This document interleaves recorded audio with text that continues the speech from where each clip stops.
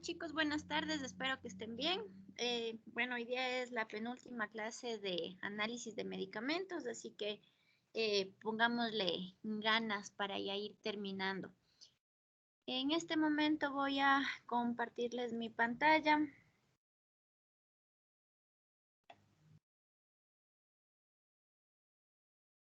¿Ya? ¿Me confirman, por favor, si están visualizando la pantallita? Sí, doctor. Ya. Bueno, como se acordarán, el día de ayer habíamos visto un poquito de si nos piden validar un equipo, un proceso, ¿qué es lo que deberíamos hacer? Hemos visto que hay algunos parámetros a considerar. Obviamente hemos hablado, o ayer, el día de ayer, habíamos explicado un poquito acerca de la precisión y la exactitud. Pero obviamente para que podamos entender un poquito más, es mejor si lo realizamos con un ejercicio. Entonces, aquí está el siguiente enunciado. Dice, determine si el método cromatográfico siguiente es preciso y exacto. Entonces, ¿alguien me puede decir qué se imaginan que tenemos que hacer? Porque obviamente nos da un valor de referencia y un valor experimental.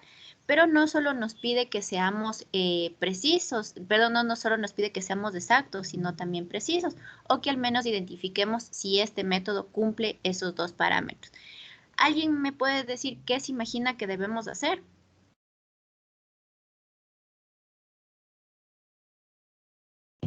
Primero sacar la media. Ya, primero sacamos la media.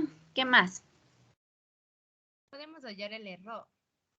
Exacto, debemos hallar el error. ¿Qué más? El coeficiente de variación. Del coeficiente de variación. Ya, muy bien.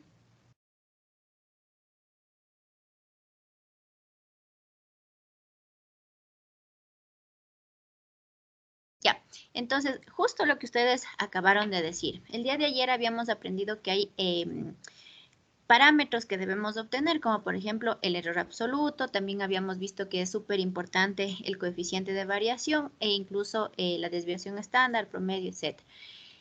Entonces, ¿qué es lo que vamos a hacer? Vamos a considerar lo que ustedes ya saben. Tenemos el valor de referencia y el valor experimental, pero ahora, ¿qué es lo que nos pide? Sacar el porcentaje recuperado. ¿Cómo sacamos el porcentaje recuperado? Si ya nos olvidamos la fórmula, pues nos dice que es el valor medio experimental, es decir, el valor que nosotros obtuvimos en el laboratorio por 100 dividido para el que se cree que es el valor de referencia o el valor verdadero. Entonces vamos sacando el porcentaje recuperado y obtenemos estos valores. Igual, para que, por ejemplo, Clever me ayude confirmando que salga el primero. Marta, que está de 50.72. Y Alanis, el de 50.69. Solo para ir probando estos valores aleatorios. Me avisan y me confirman o me dicen si está mal.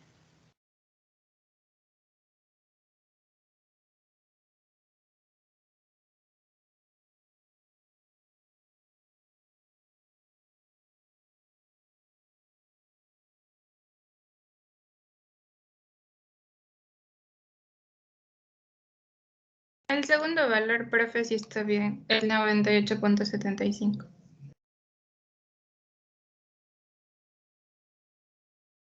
¿Este? Sí, profe, ese sí está bien. Ya. Las otras personas que les dije que me den viendo.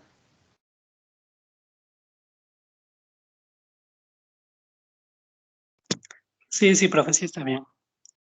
¿Ya? Alanis. Sí, doctora, sí está bien el tercer valor. Ya.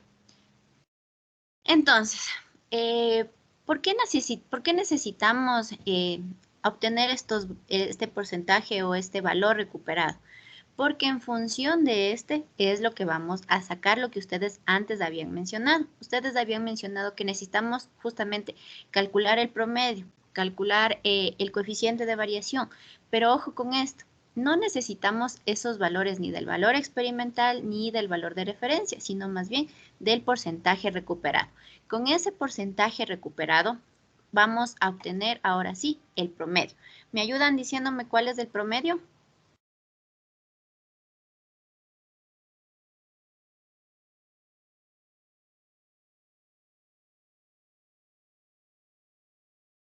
Me avisan cuánto es el promedio, la desviación estándar y el coeficiente de variación.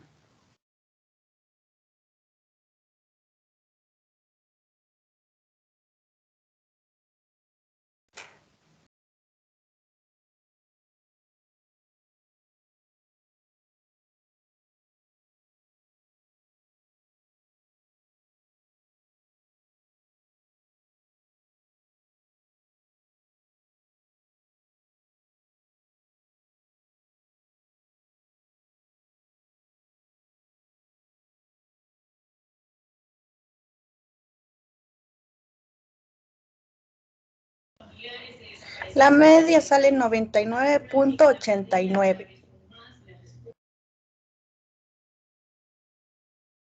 Ya, muchas gracias. La desviación estándar y el coeficiente de variación. Y la desviación estándar 1.21. Ya. El coeficiente de variación.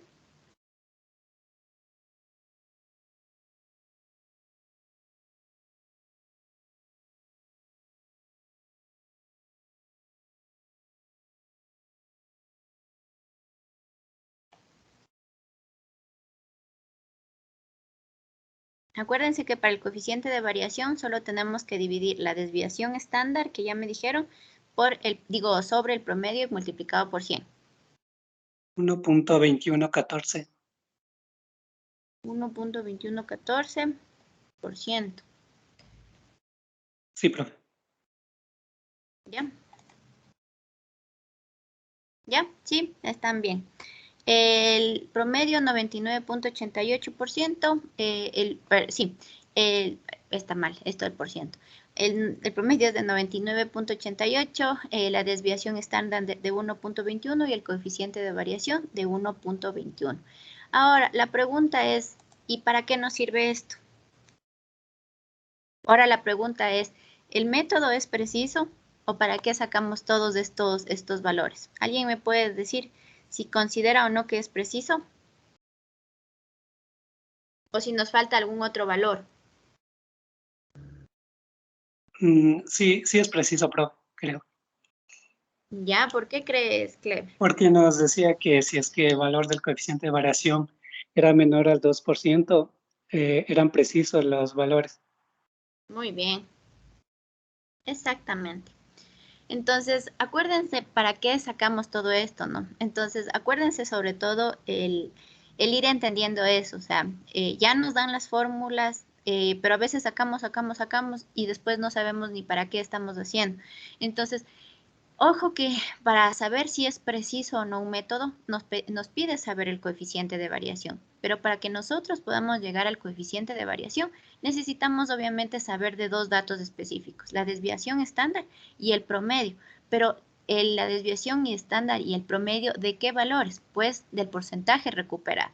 Y una vez que ya contamos con ese coeficiente de variación, vamos a lo que Clever decía. Ahora, tengo un valor de 1.21. ¿Qué hago? Pues lo comparo o me dirijo a los criterios de aceptación, en donde nos dice que el enunciado decía el método cromatográfico es preciso y exacto.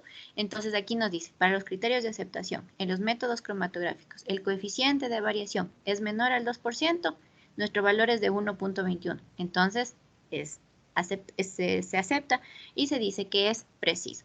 Para los métodos volumétricos recordamos que tiene el mismo porcentaje de aceptación, para el método químico espectrofotométrico del 3% y para el método microbiológico del 5%. Ahora, vamos a la exactitud. ¿Qué necesitábamos para sacar, en cambio, la exactitud?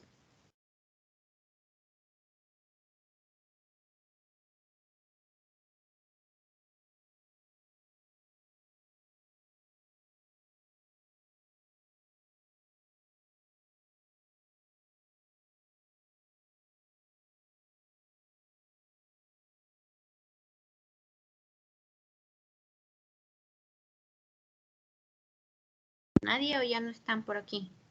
Que sea similar a un valor de referencia, profe. O sea, que sea... ¿Ya? El intervalo de confianza. Muy bien, vamos al intervalo de confianza. Muy bien, chicos. Entonces, justo lo que ustedes acabaron de mencionar. Para la exactitud nos pide otro valor más, por eso a veces es recomendable, ¿no? Primero realizar el proceso de lo que es la precisión, porque ya nos pide valores que vamos a utilizar luego en la exactitud. Nos pide sacar el promedio, la desviación estándar, el coeficiente de variación, y para la exactitud nos pide considerar el intervalo de confianza.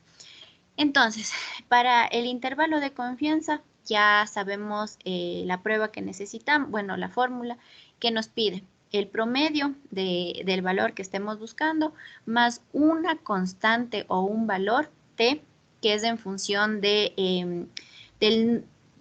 una tabla que se denomina tabla o distribución de t-student y con distribución a una cola. Entonces, obviamente, para este valor de promedio tenemos, sería el que nos falta buscar, y tendríamos también lo que es la desviación estándar y sobre todo tenemos n, que es el número de muestras que tenemos. Entonces, ¿a qué me refiero con esta tabla de valores del t-student? Pues aquí vamos a buscar lo siguiente.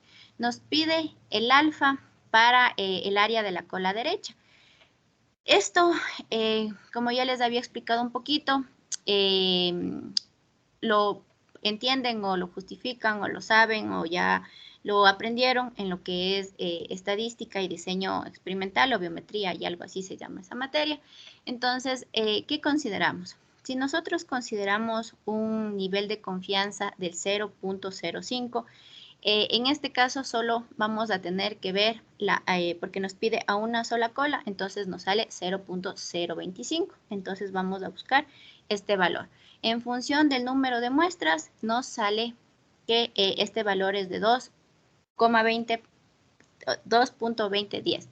Y obtenemos este intervalo de confianza. ¿Cómo obtenemos un valor mayor y un valor menor? Porque aquí justamente en la fórmula nos dice que el valor que nosotros obtengamos de la tabla va a ser el que se sume y a la vez el que se reste.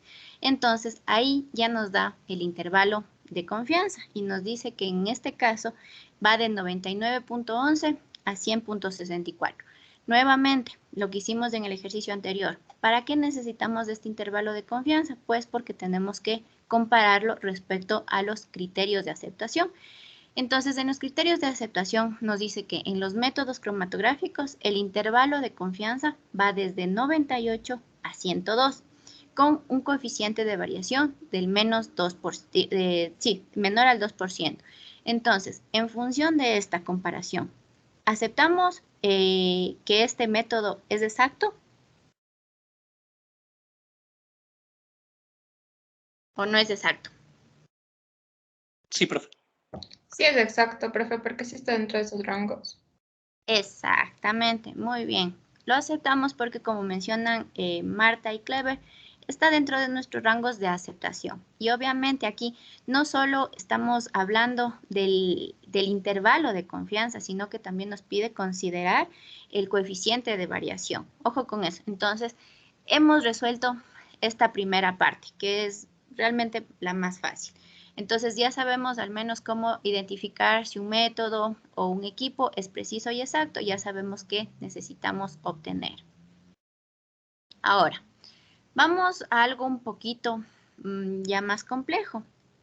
Nos vamos a lo que es la linealidad.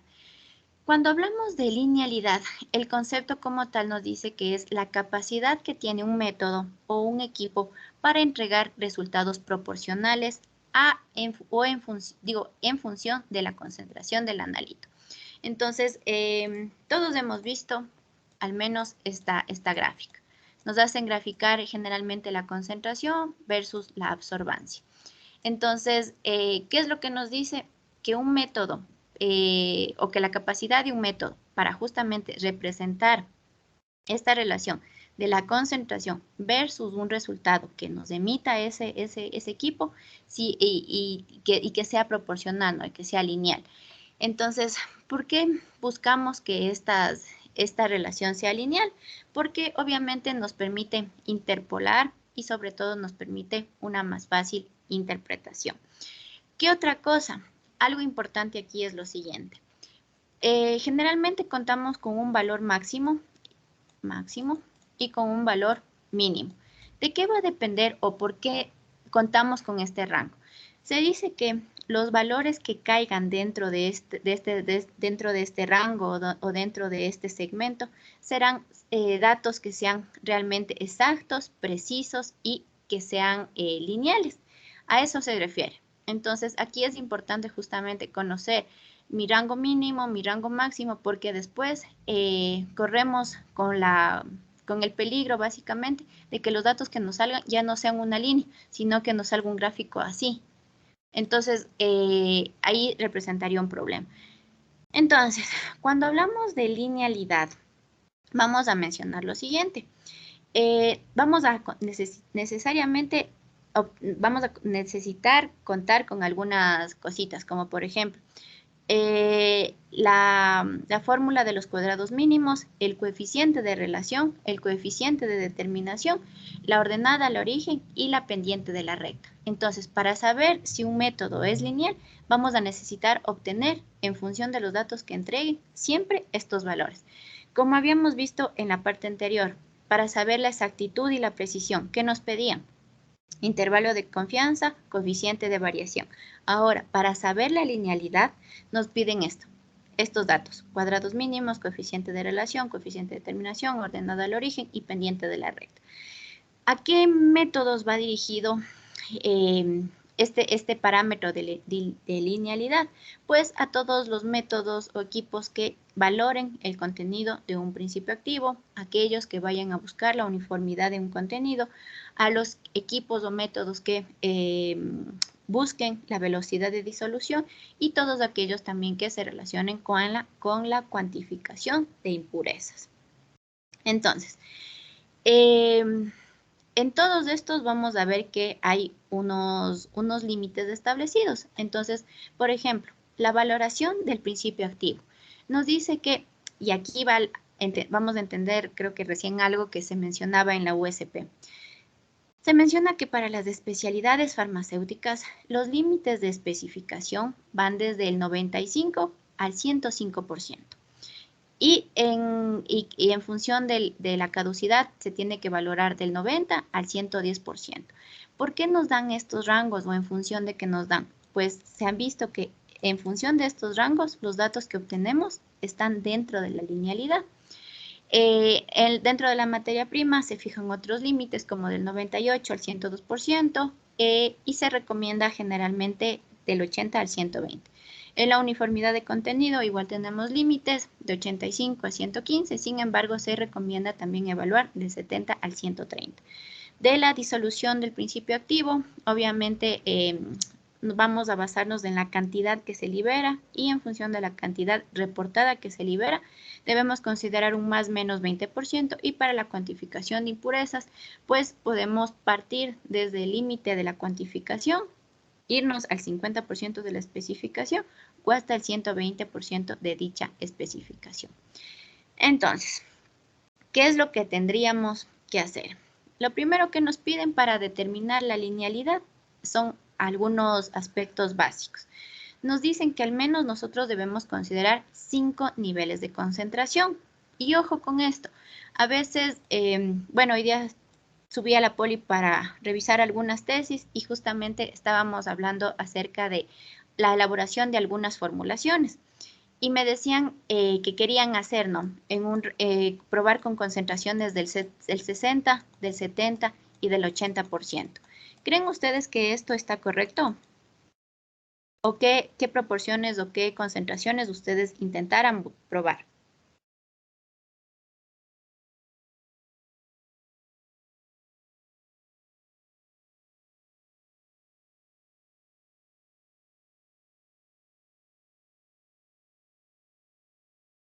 Nada, ya los perdí. En este caso, las concentraciones que nosotros debemos buscar deben ser concentraciones representativas, es decir, aquellas que, como habíamos visto igual aquí, tienen que ser o valorar algunas condiciones y tratar de ir bastante variadito, bastante considerar incluso los extremos, los medios, etc. Entonces, a eso se refiere con al menos 5 niveles de concentración. Todas las pruebas deben ser por triplicado, como ya les había explicado ayer. Y respecto a las pesadas, aquí hay algo que es bastante curioso, que nos pide que en las pesadas al menos realicemos 15 pesadas para que con ese promedio nosotros podamos trabajar y así disminuir los porcentajes de error. Esto es lo que les explico aquí y siempre partir de estándares o de concentraciones conocidas. Y una vez considerado todos estos aspectos, podríamos graficar. Y obtendríamos el siguiente gráfico. Vamos a tener en el eje X, la representación de las cantidades o concentraciones a evaluar y en el eje Y las variables respuestas, que generalmente aquí suelen ser las áreas, las alturas, las absorbancias, etc. Entonces, ahora, ¿cómo sabemos qué tan lineal es un método? Pues mientras más cercana la relación de los valores de X al eje Y esté, vamos a ver que mientras más lineal sea, su valor de R más cercano a 1 va a ser. A eso nos referimos. Entonces, una vez que nosotros contamos, obviamente, con el eje de los valores de X y de Y, vamos a proceder a obtener la ecuación de la recta. ¿Qué es lo que nos indica cada uno? Ustedes ya saben esto bastante. ¿Qué significa o qué representa A? Es la intersección de la recta con el eje de las Y. Pero aquí es importante mencionar lo siguiente. Si generalmente una vez que nosotros realizamos el gráfico de la linealidad y si mi eje de las A, si mis valores de A no pasan por 0, indica que puede o que hay un error. Luego tenemos el valor de B, que es la pendiente. Y este generalmente evalúa la sensibilidad y nos menciona lo siguiente. Mientras mayor pendiente haya, más sensible es este método. Obviamente, algo que también es un poquito obvio, se podría decir, es que nos pide que para asegurarnos de que un método sea lineal, nos piden que la pendiente sea diferente de 0. Entonces, obviamente, únicamente con el gráfico ya podemos ver eso, sin embargo, nos piden comprobar estadísticamente. Luego tenemos el coeficiente de correlación, que era el R. Y ahí nos dice, es el grado de relación que existe entre una respuesta con la concentración. Mientras más cercano sea 0, mientras más cercano a 1 sea, es mejor. Y lo recomendable es que sea mayor a 99.999. Sin embargo, también nos pide considerar el R cuadrado o coeficiente de determinación que aporta una mayor significación estadística. Luego también para valorar la linealidad nos pide considerar las variancias residuales constantes y también realizar la prueba de ANOVA. Para realizar la prueba de ANOVA nos pide que verifiquemos los dos supuestos que habíamos mencionado ayer, que los términos o que los valores sean homogéneos y que sean normales. Y aquí, para la normalidad, igual debemos fijarnos ahora en el valor de F. ¿Ya? Bueno, manualmente aquí están algunas de las fórmulas que vamos a utilizar el día de hoy. ¿Ya? Entonces, igual nos pide considerar los límites de confianza en función de la pendiente y de la ordenada del origen y también de sus varianzas. En cuanto a los criterios de aceptación, nos pide que nos fijemos en el coeficiente de correlación. Entonces, como ustedes van a ver, una de las cosas más importantes que debemos obtener es el coeficiente de correlación y nos dice que para los macrocomponentes R debe ser mayor a 0.99 y R cuadrado mayor a 0.98. Y para las impurezas, R debe ser mayor a 0.98. Y el intervalo de confianza, que lo calculábamos en función de la ordenada al origen, nos pide que debe incluir el 0. Entonces, en este aspecto es importante considerar obtener la ecuación de la recta, obviamente una representación gráfica, el coeficiente de correlación y de determinación, las características de la varianza residual y el análisis de varianzas. Entonces, vamos a lo siguiente. Nos pide realizar el siguiente ejercicio. Nos pide que determinemos la linealidad de un sistema de una curva de calibración de benzoil metronidazol determinada por el V visible a 309 nanómetros, cuyos resultados son los siguientes. Entonces nos da la concentración y la absorbancia 1 y la absorbancia 2. Aquí la pregunta es, ¿cuántas variables tenemos? ¿Qué nomás debemos considerar? ¿Cómo graficaríamos estos valores?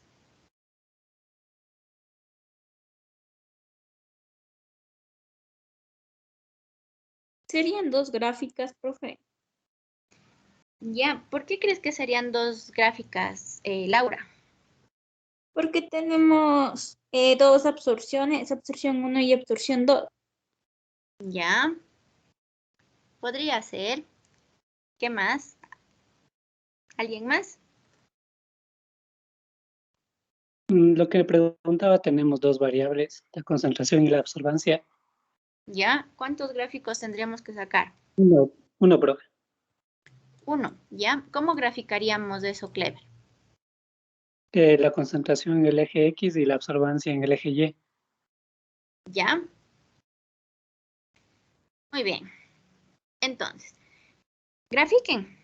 Grafiquen y saquen la línea. Y la ecuación también. Tómenle una fotito para que le vayan haciendo. Esto sí me van indicando por grupos. Cada grupo me va indicando cómo le va saliendo la gráfica y la ecuación de la recta.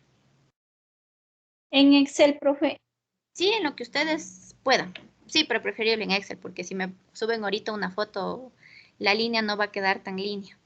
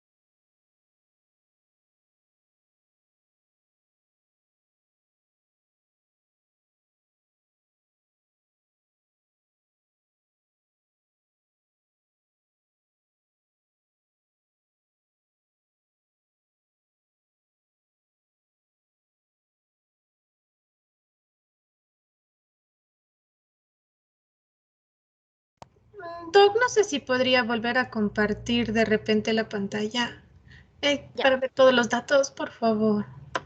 ya les comparto ahorita.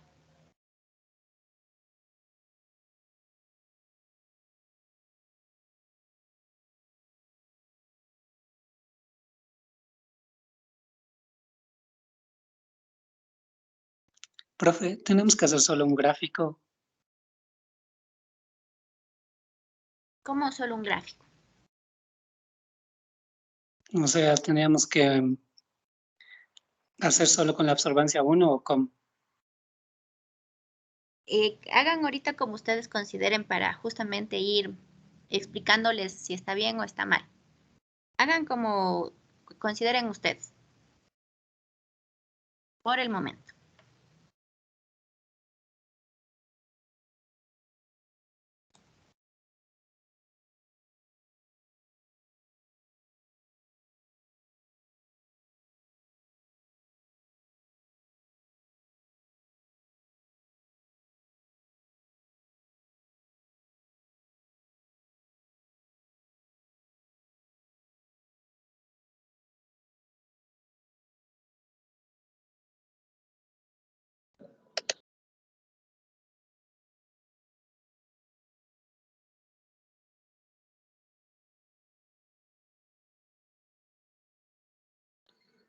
Profe, una pregunta.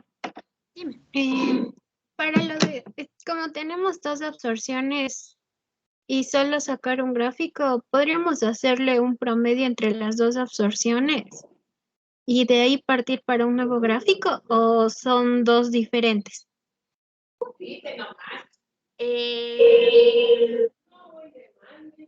Tienen que hacer un solo gráfico y deben considerar todos los puntos. ¿Ya? ¿Por qué tienen que considerar todos los puntos? Porque imaginen que puede suceder lo siguiente, ¿no? Están midiendo la concentración de un principio activo y la absorbancia 1 corresponde, por ejemplo, a un día. Y la absorbancia 2 corresponde a otro día y posible, digamos, en el hipotético caso que incluso correspondería a otro equipo. Entonces, ¿a qué me voy con esto? Debemos considerar todos los datos.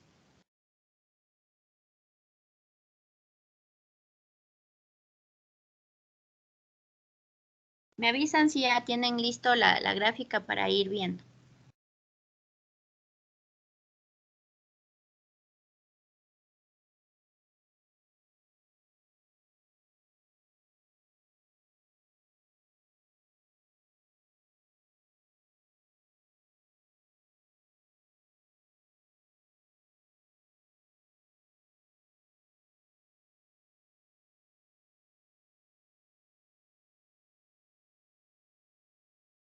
Profe, que le enviamos foto a su chat.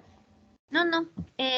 Como tienen que hacer en el Excel, me dicen y me comparten por aquí.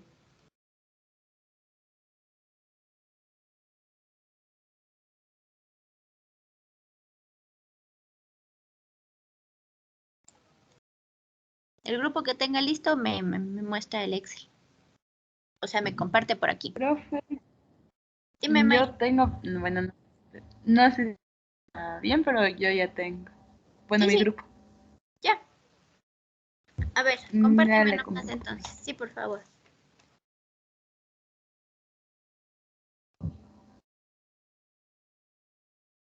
Mire, así me sale. Bueno, no, según como analizamos con mi grupo, nos sale así, profe, la recta. Ya, entonces, bueno, en su caso yo me imagino que sacaron el promedio, ¿no es cierto? De las absorbancias. Ajá, sí, porque en ambas absorbancias no es mucha la variación que se da. Ya, gracias, Mayra. Ya, profe. Alanis. Doc, le indico cómo hicimos, ¿ya? Sí, sí.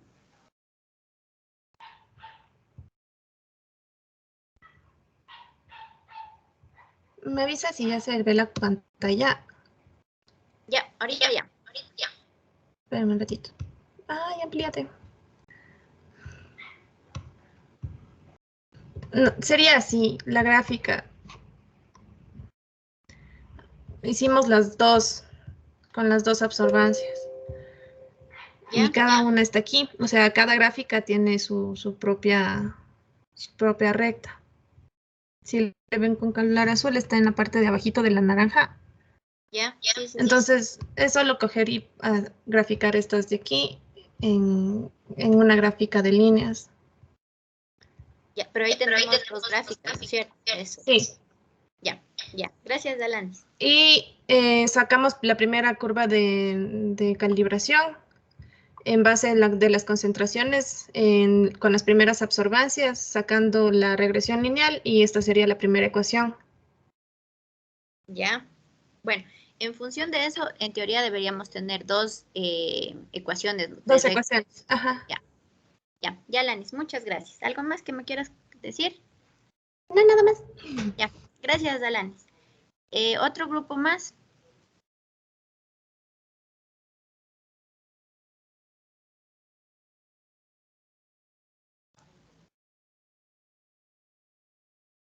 ¿No hay otro grupo más o están haciendo todavía?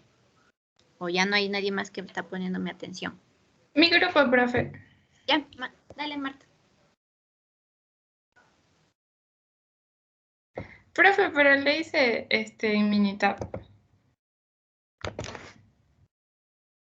Ya, o sea, compárteme nomás. Ya.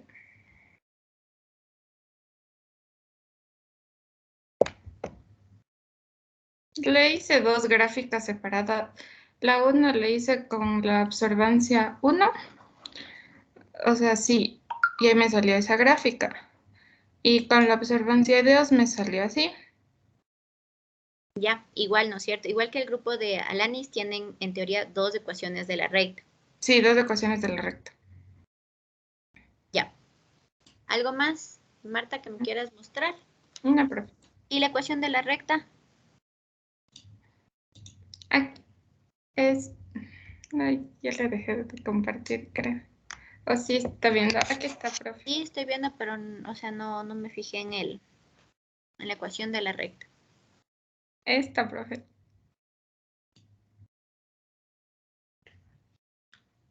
No sé si lo ve con el mouse, que le estoy señalando.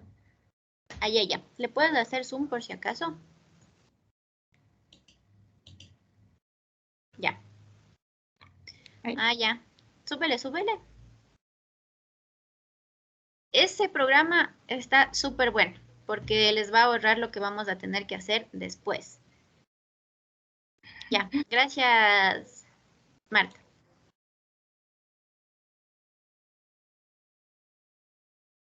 ¿Algún otro grupo más? Mi grupo, profe. Ya, dale, Karen. Y luego va el grupo de Jocelyn. Aquí está. Bueno, nosotros le hicimos una curva. No se está Ya, saliendo, Karen. ahí. Ya.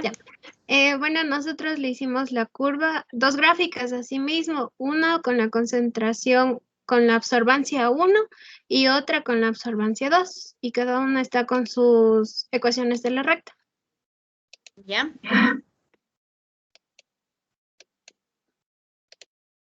Ya, gracias, Karen. Jocelyn.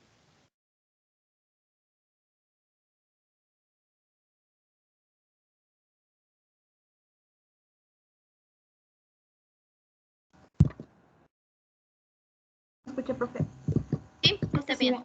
Ya, ahí está lo hicimos en una sola gráfica. Ya. Entonces ahí ya estaba representado las ecuaciones y también el R. Ya. Y con diferentes colores porque se superponían, entonces para poder identificarlos mejor. Ya. Gracias, Jocelyn. ¿Algún grupo más?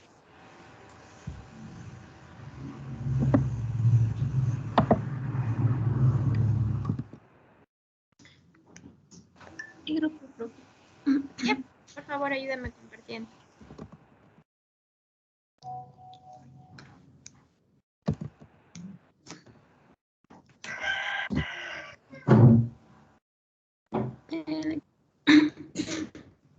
Profe, aquí están igual, estoy en el mismo gráfico y están las mismas rectas. Perdón. Ya, igual tenemos dos rectas, dos líneas, ¿no es cierto? Sí, profe, está una sobre la otra, pero acá se diferencian los colores. ¿Y la ecuación de la recta? No saqué, profe. Y ella le voy a sacar. Ya. ¿Algún grupo más?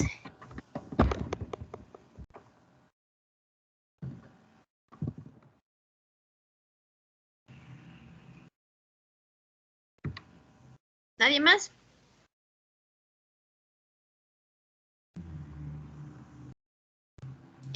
Jocelyn, estás con el micrófono activo por si acaso. El grupo de Brian me había mandado al chat. No sé si Brian tienes por ahí y me puedes compartir el Excel que le salió. Sí, Doc, pero ya eliminé porque pensé que estaba mal. Ya, Profe, nosotros también ya tenemos. ya. Por favor, Michelle. Ahí están las dos líneas sobrepuestas. Ya, ¿y la ecuación de la recta? Ah. Ya le ponemos, profe, ya. Ya. Ya, entonces, si no hay ningún otro grupo más, voy a pasar a compartirles yo.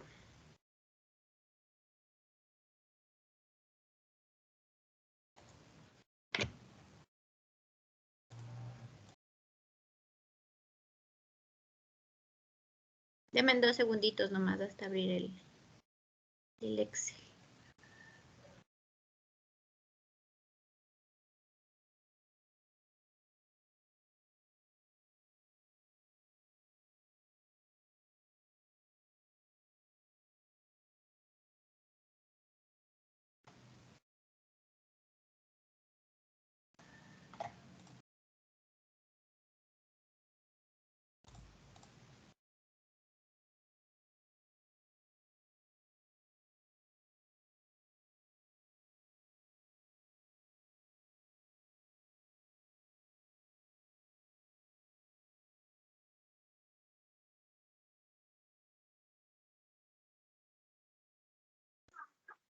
Nuestro grupo.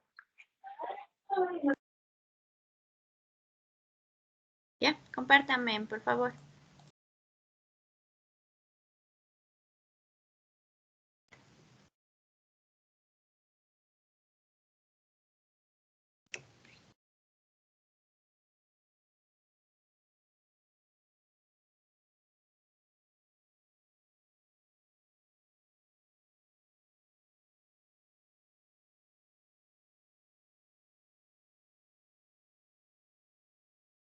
Ya, gracias, yo.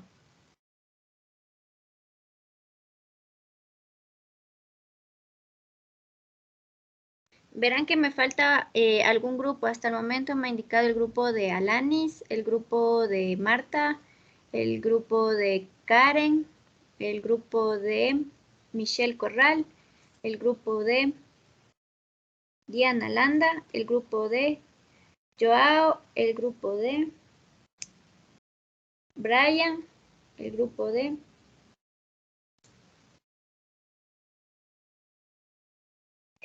de Jocelyn y nadie más. O alguien me olvidé anotar. Profe, Ay, sí, sí. profe, Profe, le hice de otra forma, no sé si le puede verificar, poniendo todos los datos utilizando las dos absorbancias.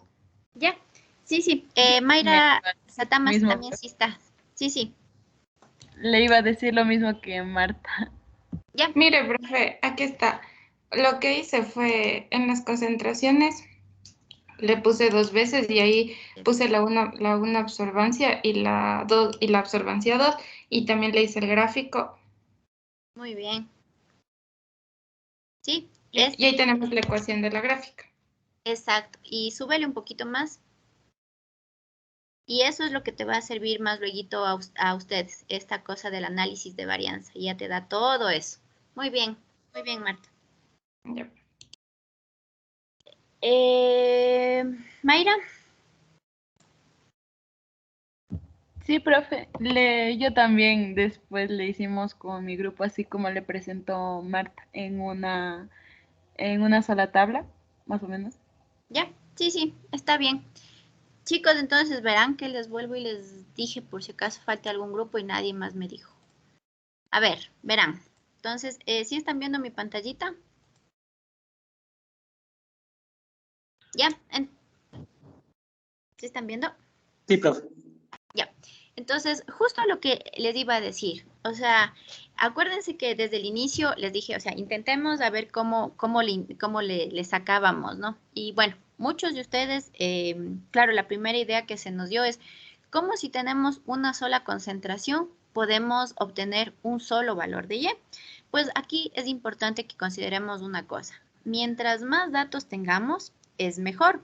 Así vamos a poder tener más puntos para poder graficar la línea. Entonces, lo que hicieron en la última parte es lo mejor que pudieron haber hecho. ¿Qué es lo que tenían que haber hecho? Pues considerar 2 veces el mismo valor de X. X para un Y, X para el otro Y. Entonces, así vamos a obtener los 10 valores. Entonces, lo que muchos hicieron y estaban súper bien, pero con todo y por si acaso, vamos a ver lo siguiente, ¿no? ¿Qué es lo que hacen la mayoría? Pues nosotros solo ponemos los datos y en vez de estar graficando punto por punto, vamos a gráficos recomendados, ponemos una linealidad y nos sale esto. Pero obviamente nos falta un montón de información. Ahí ustedes si quieren le acomodan, le ponen bonito, etc. Entonces, hacemos clic aquí en la linita que nos está graficando y aquí les dice agregar línea de tendencia. Entonces, nos sale esto de la línea de tendencia, ponemos opciones de una línea lineal, valga la redundancia, y nos pone lo siguiente. Presentar ecuación en el gráfico, presentar el valor de R cuadrado en el gráfico. ¿Y qué es lo que obtenemos de esta forma? Pues obtenemos una sola ecuación del gráfico y eso es lo que necesitamos. ¿Por qué es importante obtener esto? Pues primero porque los puntos que vamos a utilizar nos van a ir indicando si hay linealidad o no hay linealidad en este método. Entonces, bueno, esa era la parte, bueno, la más básica y la más fácil, que por si acaso, si no nos acordábamos, ya les puse ahí. Entonces, ¿qué es lo primero que tenemos que hacer? Pues, si están viendo ahorita mi hoja de la diapositiva. Sí, profe. Sí, profe. Entonces, ahí justo lo que les dije, mientras más datos tenemos, es mejor. Entonces, lo organizamos de esta forma. Un X con un Y, un X con el otro Y. Entonces, lo primero que tenemos que obtener es graficar y obtener la ecuación de la recta. Es lo más importante. Entonces, tenemos este gráfico. Bueno, aquí está más bonito porque ya lo había hecho con anticipación. Entonces, ponemos en el eje de las Y la respuesta y en el eje de las X la concentración. Entonces, ¿qué valores nos piden? Pues nos pide sacar lo siguiente. Esta información va a ser súper importante para ir obteniendo las otras ecuaciones. Nos pide sacar el R cuadrado, la pendiente, en este caso que es 0.3262, el valor de A, que nos va a ayudar también con lo que es el intercepto, el valor de X, que aquí vendría a ser, me parece que es la media y se me ha ido el cosito de aquí, la sumatoria de X al cuadrado, la desviación, etc. Entonces, ¿por qué nos pide sacar todo esto? Pues para ir llenando todo este cuadro. Entonces, en este cuadro, ¿qué obtenemos? Nos va a dar un cuadro establecido para poder ir viendo todo lo que necesitamos en la linealidad. Entonces, nos dice los grados de libertad, que esto ya viene y que nos dice que la regresión es de 1. En el error va a depender del número de muestras menos 2 y del total va a ser n menos 1. Entonces, esto es la sumatoria de los cuadrados. Entonces, aquí va a estar la sumatoria de los cuadrados de la regresión, la sumatoria de los cuadrados del error, la sumatoria de los cuadrados del total. Esto es los cuadrados mínimos de la regresión, del error total, el f calculado, que es, ¿para qué necesitamos todo esto que está en chino? Pues para sacar nuestro valor de f. Este f al final va a ser comparado con un f que vamos a observarlo en tablas. ¿Y para qué es todo esto? Pues la hipótesis que vamos a intentar responder va a depender de la f que nosotros calculemos. Si la f es mayor, si la f es menor, nos va a decir si es lineal o no el método. ¿Por qué les estoy diciendo esto? Porque obviamente cuando nosotros graficamos decimos, es que sí es lineal. Sí vemos que va como que una línea, se forma una línea e incluso sabemos que hay pendiente, por eso es lineal, pero obviamente nuestra palabra tiene que ser justificada. Entonces, para esto sirve la estadística. Entonces, obviamente ya saqué estos valores porque nos íbamos a demorar un poquito bastante haciendo esto. Entonces, de forma manual, nos da la siguiente información. La sumatoria de los cuadrados de la regresión se sacan de la siguiente forma. El valor de B, dentro de paréntesis, o con la sumatoria de los valores de X por Y menos la sumatoria de X por Y sobre N. Esto es la sumatoria de la regresión. Y obtenemos el siguiente valor. La sumatoria de los cuadrados totales nos da cada uno de estos valores, que justo como lo que me indicaba Marta, ¿no? A ella ya le sale automáticamente. Entonces, para eso sirven estos programas. Pero obviamente necesitamos saber de dónde salen cada uno de estos valores. ¿Por qué necesitamos realizar todo esto? Y sobre todo, mire, nos pide obtener la sumatoria de los cuadrados, porque esta sumatoria de los cuadrados es importante para obtener los cuadrados mínimos. Y una vez que obtenemos los cuadrados mínimos, nos sirve para sacar nuestro valor de f. Es por eso que se necesita hacer todo esto. Entonces, ya entienden de dónde sale, ya entienden de dónde obtenemos cada uno de los valores y por qué es importante esta tablita. Una vez que hemos sacado todos estos valores y que obviamente los obtuvimos de esto, que generalmente en nuestra calculadora básica sí nos da, sino que nos vamos a demorar, obtenemos lo siguiente. Entonces, nos dice el valor de f calculado. Necesitamos los cuadrados medios de la regresión dividido para los cuadrados medios del error. Entonces, sacamos este valor y nos da un valor de 8.776. Entonces, este valor, si ustedes pueden ver, íbamos llenando la tablita, y tenemos este, 8.776. Ahora, nos pide calcular con un f de las tablas, que lo obtenemos de la siguiente tablota. Entonces, aquí, como ustedes van a ver, debemos considerar los grados de libertad del numerador sobre los grados del denominador. ¿Cuáles son los grados de libertad del numerador? Los grados de libertad de la regresión, y del denominador es el valor o el número total de muestras que tenemos menos 2. Entonces vamos buscando qué nos da, y el valor que obtuvimos en las tablas es de 5.32. ¿Para qué hacemos esto? Pues la hipótesis a la que intentamos llegar es la siguiente. La hipótesis nula nos dice que el modelo lineal no es el adecuado. En cambio, que la hipótesis alternativa nos dice que el modelo lineal es el adecuado. ¿Cómo sabemos si es el adecuado o no? Pues por los criterios de aceptación. ¿Qué nos dice? Si nuestra f calculada, después de hacer todos esos cálculos, es menor que f, se acepta la hipótesis nula. Pero obviamente aquí podemos ver que el 8.776 es mayor o menor que 5.32.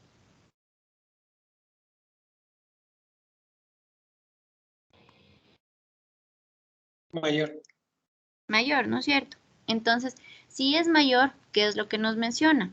Que si f calculado es mayor que el f que obtenemos, se acepta la hipótesis alternativa. Entonces, con esos datos y con todo lo que hicimos, ahora vamos a decir no solo que el modelo es lineal, sino que el modelo es lineal y es adecuado para resolver ese problema.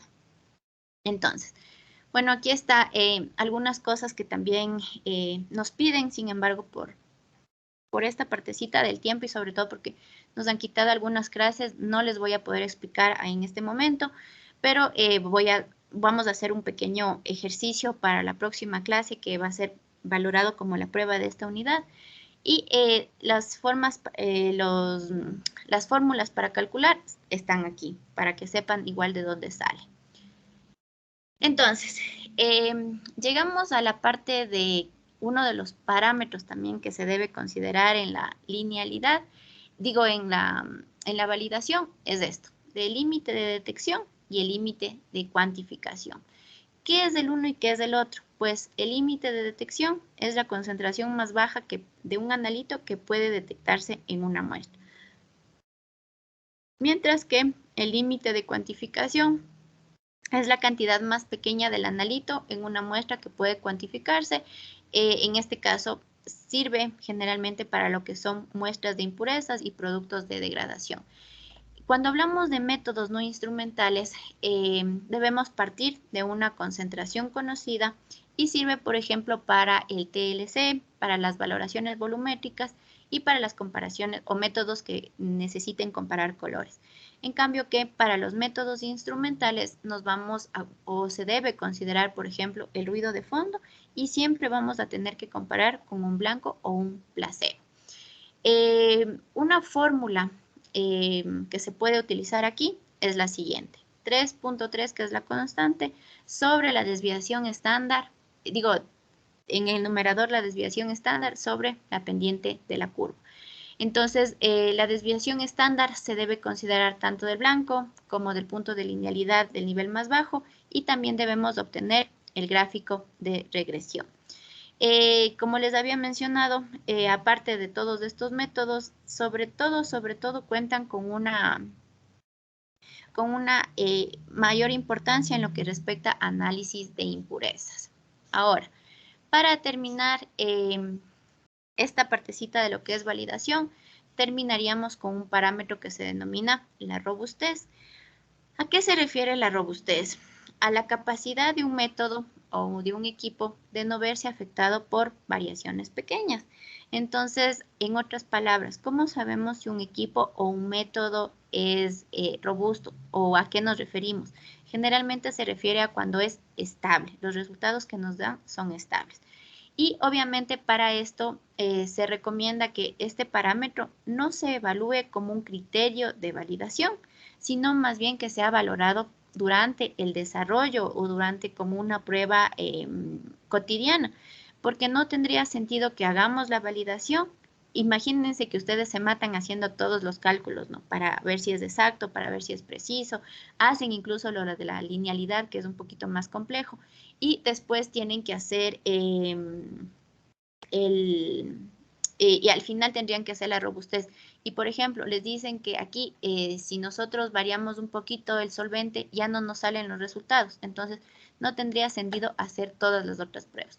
Por eso, uno de los requisitos cuando están hablando de equipos o de métodos es que todo el tiempo ustedes vayan confirmando que su método sea estable o que sea robusto. Y para esto, ustedes deben ir considerando pequeñas modificaciones que justamente no influyan en el resultado.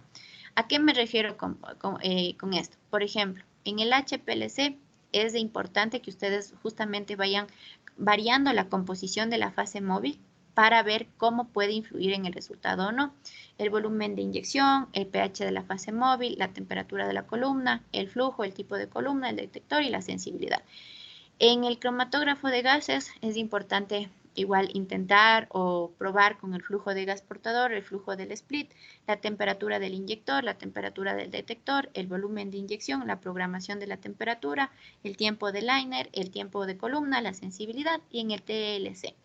La variación en la composición del eluyente, el pH de la fase móvil, la temperatura, la distancia de desarrollo, la forma y tamaño de la mancha, el volumen de la muestra, el lote de la placa cromatográfica y condiciones de secado y revelado. Entonces, al hablar de robustez, estamos hablando ya de toda una ciencia más. Ustedes deben ir creando o deben estar conscientes de que van a diseñar estos o van a hacer un diseño experimental básicamente, en donde, por ejemplo, tengan una muestra, ¿no? Tienen una muestra y, digamos, tienen varias muestras. 1, 2, 3, 4, 5, 6, 7, 8. Ya, y aquí, por ejemplo, van a ir considerando la variación del pH. Entonces, en la primera muestra le varían el pH en 0.1, yo qué sé. Y aquí tienen que ir comprobando cómo varía en cada una de las concentraciones. Por ejemplo, van a variar la temperatura, etc. Entonces, aquí ustedes deben ser conscientes de los diseños factoriales que seguramente ya vieron en tecnología farmacéutica.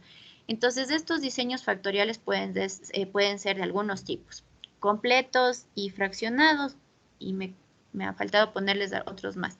El de Plackett-Burman y de Younden-Schneider, y hay otros más.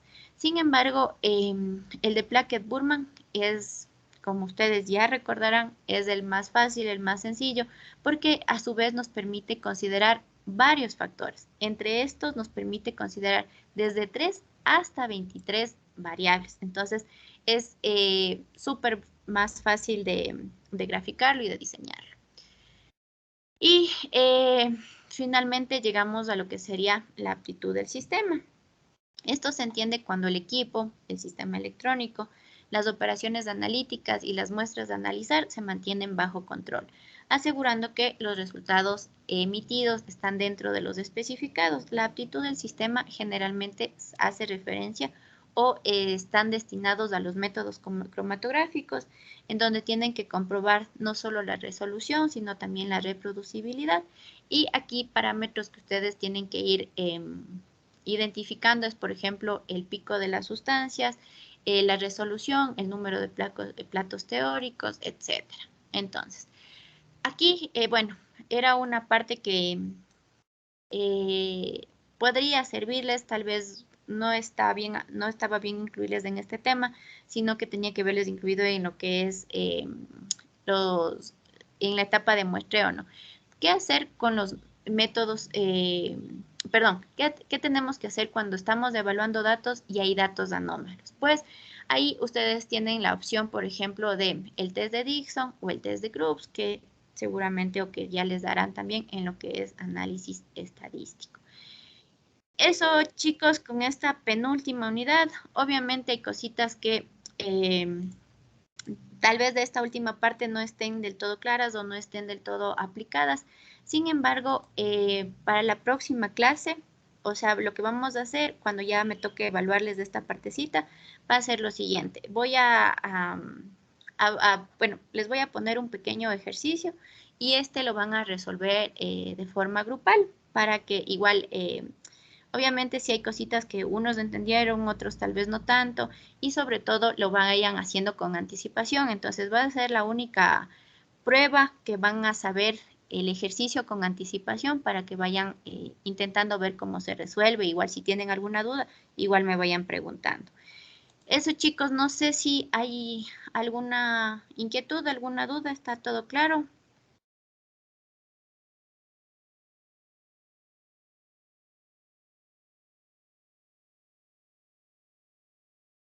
¿Está todo claro o ya se fueron? La prueba es el siguiente jueves, doctora. Ya, déjame ver cómo está la planificación.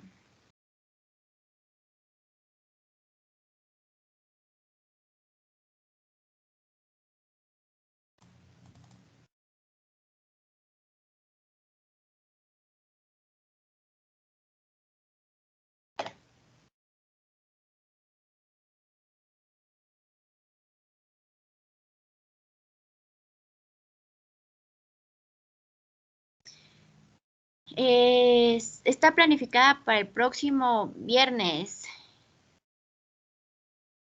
Minerva.